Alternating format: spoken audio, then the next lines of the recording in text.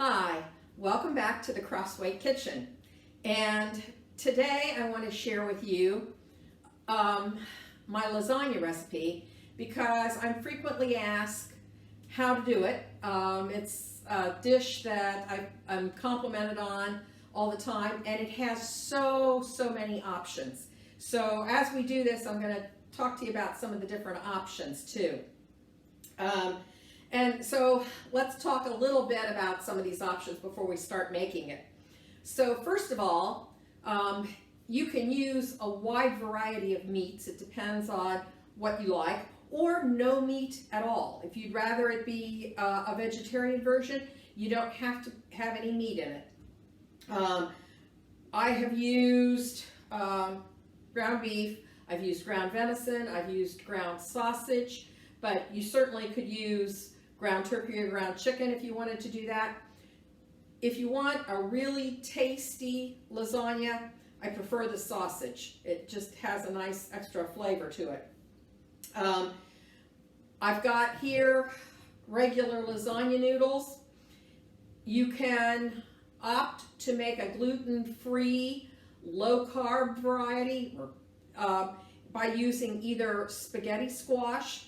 And what you would do if you were going to use the spaghetti squash is that you would, the easiest way to handle spaghetti squash is microwave it, poke some holes in it first with like a skewer, and microwave it for a few minutes just to get it tender enough that you can slice it in half. And then brush each cut side with some olive oil, and then put it in the oven and bake it until it's tender. And then you scrape out the pulp. If you're going to use the spaghetti squash then for the lasagna, you're going to want to pat it with a paper towel to remove some of the extra moisture from it. You can also just take zucchini and slice the zucchini and use it in place of the lasagna noodles. And again, same kind of thing. Once you get the zucchini sliced, then you're going to want to pat it dry to take away some of the extra moisture also. And you'll layer it in place, just in place of the lasagna, whether you're using the spaghetti squash or the zucchini. You can choose to make a veggie-rich lasagna by making lasagna normally and just adding things like mushrooms, peppers, zucchini. If you're using regular lasagna noodles, you can add slices of zucchini, black olives. Okay, just make it have a lot more veggies in it. So lots of different things that you can change up. So let me walk you through making it, and then I'll talk to you a little bit about some of the other variations. So to start with, I've got, this is ground beef in here, ground beef, and use whatever spaghetti sauce, marinara that you like. And so I've mixed, I brown my meat. If I'm using ground meat, I brown it, and I usually brown it with some onion. And then I mix it with my tomato sauce. And so I'm going to put, maybe I should move some things here so you can see what I'm doing. I'm going to put a little of the spaghetti sauce meat mixture in the bottom of my dish before I start putting any noodles in. So spread it out a little bit so the bottom is covered. You don't need a big thick layer. You just want to have a layer. And then here's where I cheat, and I'll explain to you when we get closer to the end on how to make this work. I don't cook my lasagna noodles first, nor do I buy the oven-ready lasagna noodles. These are just plain old ordinary lasagna noodles. And normally, if I'm having the whole family over, I'll make a whole 13 by 9. But if it's just me and Kevin, I'm gonna make it a little bit smaller and do just a 8-inch square. Now, my cheese filling. So for my cheese filling,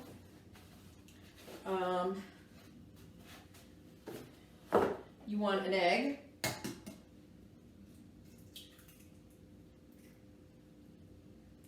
And beat the egg. So you're going to just scramble it up with a fork.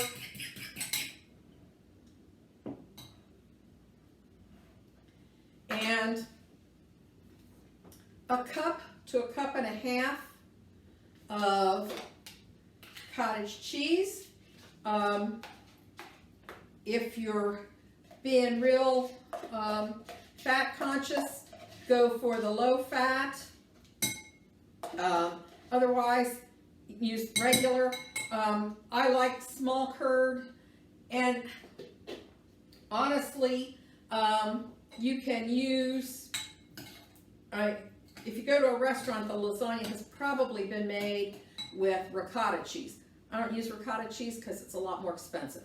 So that's why I go with cottage cheese, and I'm always happy with the results. Oops. And then I use grated Parmesan cheese. Oops, I'm going to have to loosen this up a little bit. So for 13 by 9, well, okay, so I'm doing an 8-inch square, so I'm using half a cup. If you were doing a 13 by 9, you'd use a whole cup. And if I were doing a 13 by 9, it would still be a whole egg. You can't do a half an egg very easily, so it doesn't matter that I'm reducing this. The whole egg will be just fine. So you stir the cottage cheese, egg, and Parmesan cheese together. So in my baking dish, I've layered the spaghetti sauce meat mixture. I've put the noodles on top. So now I'm going to put about half of my cheese mixture in here, and I'm going to spread it around over the noodles.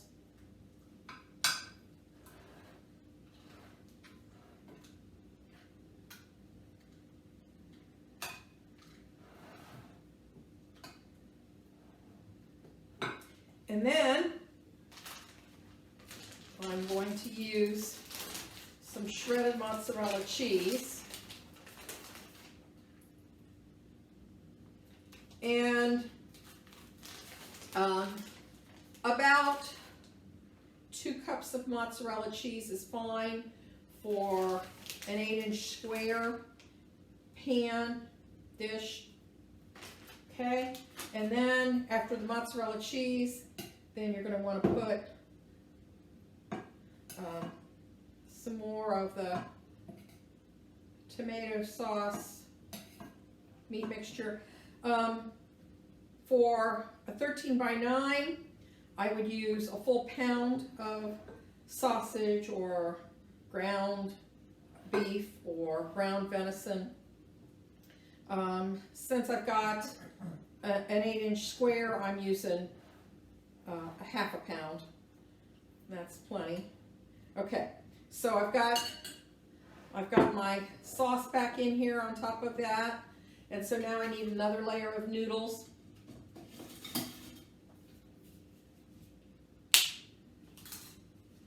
And yeah, I'm just snapping them so they fit.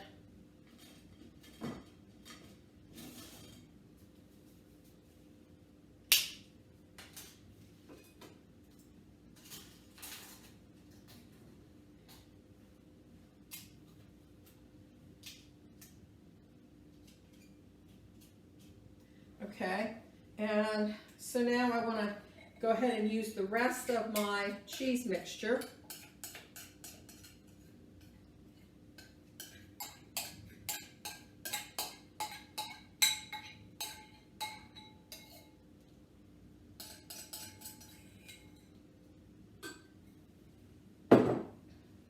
And spread that out nicely over top of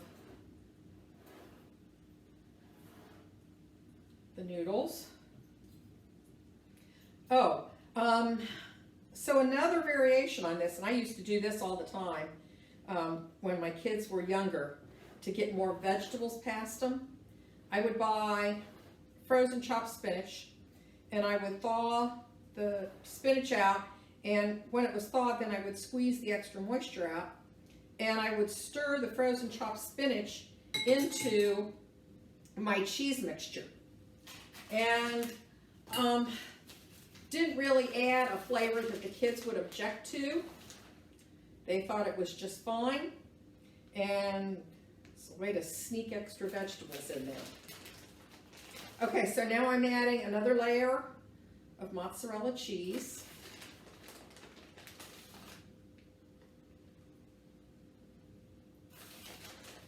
And, you know, if you really like it with a lot of cheese, add more cheese. This is something where generally I'm not measuring, I'm just putting stuff together.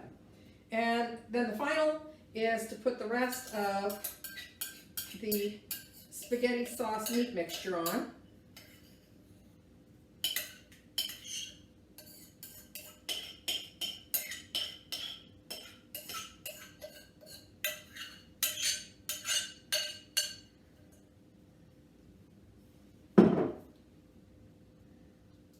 And spread that over the top of the mozzarella cheese.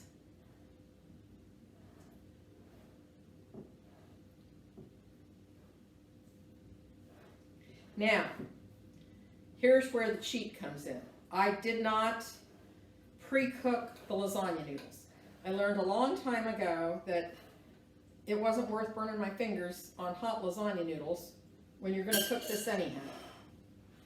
So, for an 8-inch square, you're going to just pour a half a cup of water over the top of everything. Okay? I know this doesn't look pretty, but trust me, it works, because it's going to help cook your noodles. If you're doing a 13 by 9, it's a cup of water. And something else I do is that if I have a jar of spaghetti sauce or a can of spaghetti sauce, I'll put my water in there and shake it around and get the last remnants of the sauce out, and then pour over. Okay, now this is all ready to go in the oven and bake at 350 degrees for an hour. If you've used zucchini squash or zucchini or spaghetti squash instead of lasagna noodles, then you're going to want to only bake it for 45 minutes, because you don't want to overcook those vegetables and have them be real mushy. Also, at this point, if you don't want to bake it right now, you can cover it and put it in the refrigerator until you're ready to bake it. Or this is a perfect point to wrap it up and put it in the freezer, which is what I'm going to do with this one, because I want to show you this one that I've already baked. It's all ready to eat and enjoy. So I would say bon appetit, but this isn't a French cooking show. So just manja and enjoy. All right? Thanks for watching. Hope you enjoy it.